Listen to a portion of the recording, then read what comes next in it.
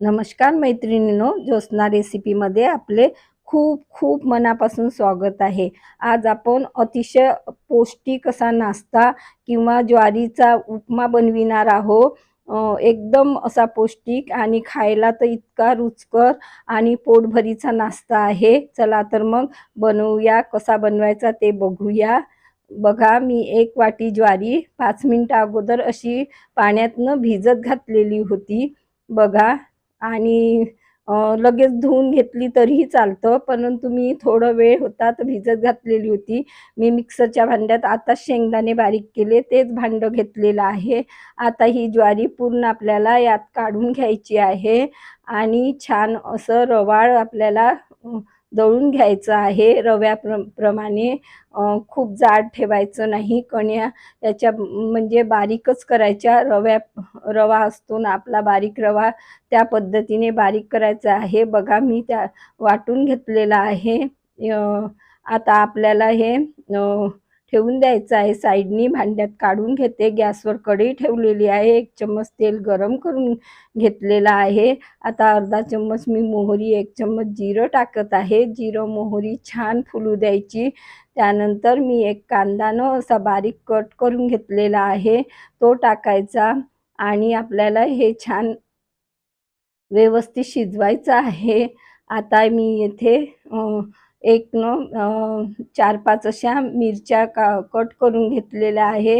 आता थोडंच हिंग टाकून घेतलेले आहे चिमूटभर आणि शेंगदाणे घेतलेले आहे। थोडे म्हणजे जास्त टाकलेले नाही आहे मी, 2 चमचे वगैरे असेल बहुतेक।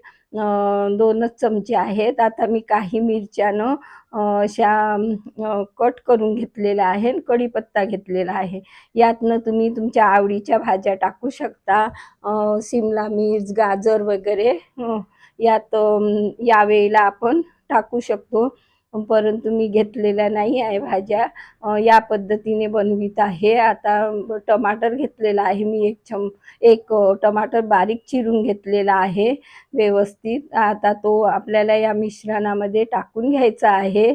चवीपुरतं मीठ टाकायचं आहे आणि व्यवस्थित शिजवून घ्यायचं आहे, परतवून घ्यायचं आहे आणि छान असं शिजल्यानंतर मस्त 2-3 मिनिटं शिजवून घ्यायचं आहे। बघा, या पद्धतीने शिजल्यानंतर जो आपण म्हणजे ज्वारीचा असा रवा बनवून घेतलेला आहे ना, तो टाकून घ्यायचा आहे। या रव्याला काही पाखडायची वगैरे गरज नाही। या पद्धतीने बघा, मी आता या मिश्रणातच याला छान असा खरपूस भाजून घेत आहे। मी कधी-कधी असा म्हणजे वेगळा पण भाजून घेत असते, थोडं तूप किंवा तेल टाकून, परंतु मी आज या पद्धतीने दाखवीत आहे। मी त्याही पद्धतीने रेसिपी शूट करणार आहे। बघा, मी नेहमीच बनवत असते, कारण की माझ्याकडे ना जास्त म्हणजे भात खायला बघत नाही। या पद्धतीने मी ज्वारीच्या कण्या अशा बनवत असते। मी 4 वाटीनं असं पाणी गरम करून घेतलेलं आहे। आता याला खरपूस भाजल्यानंतर बघा, आता मी सुरुवातीला थोडं टाकलं आणि ढवळून घेतलं, त्यानंतर पुन्हा पाणी टाकायचं आणि छान शिजवायचं आहे, कारण की या कण्या थोड्या रव्यापेक्षाही थोड्या म्हणजे जाड असतात, तर या शिजल्या पाहिजे व्यवस्थित। आणि या पद्धतीने मिक्स करून घ्यायचा, गरम पाण्याचा वापर करायचा आहे।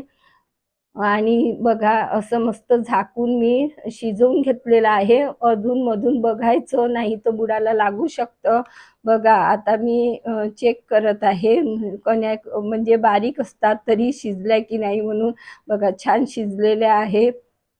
मस्त आपला असा पोटभरीचा नाश्ता तर अतिशय पौष्टिक असा तयार झालेला आहे। मी इथे ना डाळिंबाचे दाणे घेतलेले आहे।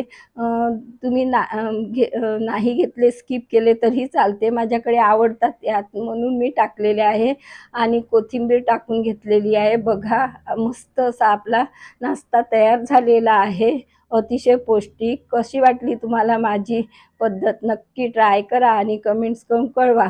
पुन्हा भेटू नवीन व्हिडिओसोबत। तोपर्यंत मस्त राहा, खुश राहा, आनंदी राहा, हेल्दी राहा आणि नवीन नवीन पदार्थ बनवून खात राहा। धन्यवाद।